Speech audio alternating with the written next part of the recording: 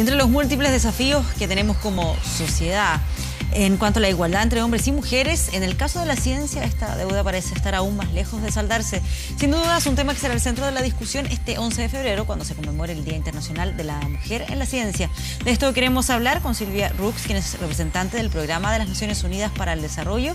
Gracias por acompañarnos acá esta tarde. Muchas gracias por la invitación. Silvia, y primero hacer una suerte de diagnóstico. ¿Cuál es la situación actual respecto a las diferencias hombres y mujeres en cuanto al tema de la ciencia? Bueno, varía mucho de país a país. En general ha habido un enorme avance, pero aún así las cifras todavía son mucho menores de lo que nos gustaría. O sea, un estudio bastante reciente de la UNESCO nos ha mostrado en 14 países en desarrollo, vieron que en materia de ciencias particularmente, solamente 18% de los graduados son mujeres a nivel de primer grado. Si vamos después a maestrías es 8% y si vamos a doctorados es el 2%. Y esto preocupa un poquito más porque si vemos las proporciones en el caso de los hombres, por lo menos duplican. Es decir, estamos lejos de la igualdad en materia de formación de las mujeres en ciencia. ¿Qué elemento puede ser el que más influye en esta situación? ¿Tiene que ver con los estereotipos, con situaciones que se viven desde pequeños en los colegios, que tal vez ahí no se produce un acercamiento a la ciencia? No, sin duda el proceso de socialización, y en eso hay diferencia entre los países, marca a las niñas, a las dos adolescentes y a las mujeres. Mira, mi hija de 16 años, que me ayudó un poco a hacer la investigación, además que me gustaba ver la visión que tiene un adolescente en esto, a ver cómo... Y lo primero que me trajo es una cuestión que le llamó la atención. Un anuncio televisivo en Estados Unidos, donde mostraba cómo a la niña desde chiquitita, ¿no? El calificativo es qué linda la niña, cuidado no te ensucies, no te metas con esas cosas, ¿no? Que cuando mostraba curiosidad, y de hecho estaba en un momento haciendo un cohete espacial con el hermano, y le dice, no, deja eso que lo haga tu hermano. La niña, que tenía talento, etcétera, todo lo demás, termina abandonando y bueno, es simplemente como un indicador, y los que somos padres, madres, sabemos que muchas veces actuamos así en función de lo que son los estereotipos y las culturas en cada uno de los países, ¿no? De manera inconsciente, pero a veces consciente... eso debiera ir variando con los años, las nuevas generaciones, en la medida en que también vayan surgiendo instancias como esta y se pueda informar y tomar conciencia sobre que esos pequeños detalles son los que finalmente determinan incluso una decisión sobre el futuro de un hombre o de una mujer. No, y también es, bueno, sí, sin duda lo que es la formación padre-madre, la familia, pero la sociedad es muy importante. Permítame hacerle un comentario con mucho respeto, pero algo que me llamó la atención en Chile es, entrevistando a mujeres, me entregaban los CVs diciendo que grado ingeniero, abogado. Entonces cuando yo preguntaba, ¿pero por qué masculino? Y decía, no, es que mi título dice eso, lo cual yo haría una invitación a corregirlo. En otros países hace años que no se utiliza, o sea... Perdón, ¿y eso era algo en que se lo entregaban para entrevistas, para qué cosa? Exactamente, acá en Chile, entrevistando a colegas, digamos, para puestos, etcétera, y todo. Ya. Entonces, lo digo porque tengo la sensación que igual eso ha ido variando. Por ejemplo, a la hora de presentar a alguien, una entrevistada, uno dice la abogada. Claro, pero el título, tal como lo reciben, dice abogado, ¿no?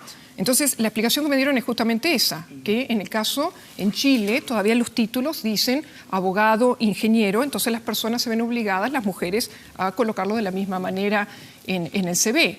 Ahora, sin embargo, cuando uno habla de una mujer graduada en enfermería, se dice enfermera, la maestra es maestra, es decir, que el masculino lo utilizamos para ciertos tipos de profesiones, no para todas. Eso ya está mandando un mensaje, ¿no? Que en general tenemos asociado, ¿no?, el tema que algunas profesiones corresponden más a los ámbitos masculinos. La explicación más normal también que dicen es que en español no está aceptado. Los idiomas evolucionan. Obviamente antes se usaba solo ingeniero porque no había mujeres. Ahora, A mí cuando me dicen ingeniero, le digo, yo no fui 6 años a la universidad para que me cambien el sexo, ¿verdad? Así. Pero es interesante porque son detalles que tal vez no todo el mundo los tiene tan presente, pero que sí, implican mensajes que se envían como sociedad y que van marcando ahí las decisiones de las personas. ¿Cómo lograr un cambio más profundo en este tema? ¿Cómo efectivamente provocar que las mujeres también tengan esta cercanía desde los inicios hacia la ciencia, que tengan la oportunidad de entusiasmarse con la ciencia? Totalmente. Ahora, si vemos los países que han sido más exitosos y que muestran ya datos sumamente alentadores, vemos caso en Finlandia, ya hay más mujeres en ciencia, 57% son mujeres. Australia, ¿no?, logra igualdad, 50%. Esto no es casualidad, es un tema de políticas públicas. Políticas públicas que inciden desde educación primaria, secundaria, universitaria, pero también implican políticas públicas en la cual hay una mayor inclusión en la sociedad, en la participación de las mujeres en todos los ámbitos. También hay decisión en cómo se apoyan a las mujeres. Uno de los datos que a mí me ha resultado muy satisfactorio conocer en el caso de Chile es cómo ha ido avanzando el número de becarias de CONICYT. 46% de las becarias en materia de ciencia y tecnología son mujeres. Es un número importante. Eso quiere decir que en pocos años vamos a ver un mayor número de mujeres graduadas, porque en este momento, a nivel de inscripción, son solo 26% en las universidades chilenas. Claro. Silvia, ¿ha podido conocer más detalles respecto a cómo está la situación acá en nuestro país?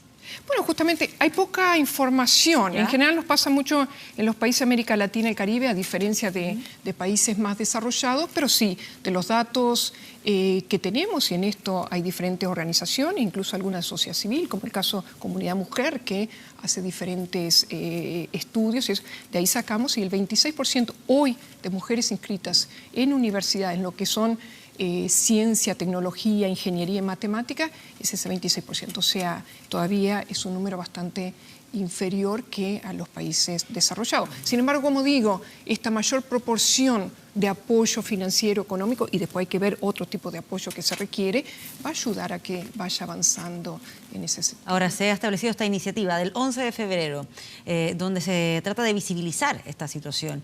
¿De qué manera puede ayudar también este tipo de situaciones, como establecer un día como este? Bueno, le da visibilidad al tema, nos invita. Si no tuviéramos un día, de repente, yo no estoy invitada hoy a su programa a poder conversar. Pero también nos da la posibilidad de revisar cómo están, como decíamos, los datos, las cifras, qué ha avanzado, qué ha mejorado, y poner la lupa en aquellos cuellos de botellas, ¿no?, que no están permitiendo a las mujeres avanzar. Por ejemplo, otro dato que puede resultar interesante en Chile. Resulta que las mujeres obtienen mejores calificaciones en secundaria, mujeres que hombres. Sin embargo, cuando van a lo de la prueba para acceso universitario, lo de la prueba de selección universitaria, ahí los hombres tienen mejor calificación. ¿Por qué? O sea, ¿por qué en un...? No. Esos son, creo que es información que es muy interesante para enfocarnos. Entonces, una vez encontremos esa causa, de repente podemos ayudar. Alguna interpretación es que estas pruebas de selección no tienen enfoque de género, como pasan en algún tipo de evaluaciones, eso que están más dirigidas a que los hombres se sientan más cómodos respondiendo o que tengan una formación especial para ello. Sí, falta a lo mejor más datos de ese tipo, más análisis para poder establecer un diagnóstico adecuado y así cuál es el camino a seguir para solucionar estas brechas de género. Sí, por supuesto, datos que nos permitan tener información que a través de un análisis podamos incidir en forma útil en políticas públicas en diferentes sectores. ¿Qué se puede aprender de lo que ocurrió en Finlandia o en Australia, de esas experiencias positivas y que además fueron exitosas? Tal vez hay ciertas ideas que se podrían replicar, que se puede observar. Primero, que parece muy simple, es que no hay diferencia entre hombres y mujeres. O sea, cuando nacen, no hay diferencia. Y, bueno, de hecho, hay datos muy interesantes en Estados Unidos. Cuando se hace un estudio de 4º grado de escuela, de primaria, el 66% de las niñas dice que están interesadas en ciencia y matemática, pero después solo un 18 termina graduándose. Entonces, sin duda, tenemos que estudiar un poquito más el proceso de socialización de estas niñas, adolescentes e incluso mujeres jóvenes, qué es lo que estamos haciendo para desmotivarlas, porque finalmente se va perdiendo esa ilusión, esas ganas, esa motivación para hacer este tipo de estudio a medida que van avanzando en edad. Y después promover, como se da en muchos países, temas de ferias de ciencia, ¿no? Diferentes concursos, ¿no? Estudios, viaje a otros países que puedan conocer otro tipo de culturas. Hay una cantidad de actividades que quite estos mitos. ¿No? ¿Qué pasará también al interior de la sala de clases? Puede que también ahí haya ciertas situaciones, prácticas que terminen incidiendo en que se vaya produciendo esto hacia adelante. Sí, leí también unos datos de la misma comunidad mujer sobre Chile, que en un grupo de niñas en primaria que se le preguntaba sobre tema de talentos especiales para ciencia y matemática, y las niñas chilenas decían que en general no, ellas creían realmente que los varones, y es más, le pedían que se le preguntara a los varones. Una cosa que es muy común a la hora de participar en la clase, los niños son normalmente los que más rápidamente, más fácilmente piden la palabra para contestar. Una de las cuestiones que podemos hacer educando a los docentes es, no, está bien, si el niño levanta la mano, dele la palabra y después invite a una niña a hablar. Esa niña ya la segunda vez le va a resultar más fácil y la tercera vez quizás ya solita levante la mano. Son pequeños cambios que pueden hacer mucho. Que cambian vidas. Exactamente. Y por último, ¿se advierte algún cambio generacional de que esto vaya modificándose con los tiempos, con las nuevas generaciones, o lamentablemente sigue todo tal cual? No, sí, hemos avanzado muchísimo. Hemos avanzado y sin duda las nuevas generaciones con este acceso que han tenido muy temprano a la tecnología también tienen menos temor, ¿no? Computadoras, teléfonos, celulares, etcétera, eso puede ser como un puente a poder saltar a otro tipo y otras formas de educación. Perfecto. Gracias por acompañarnos y vamos a estar bien atentos ahí también a lo que pasa con la conmemoración de este día, el 11 de febrero, y bueno, con las decisiones que se tomen en materia de políticas públicas hacia adelante para que no se produzca esta situación, esta brecha en esta materia y también en otras. Gracias por acompañarnos. Bien, hacemos una pausa, ya regresamos con más noticias.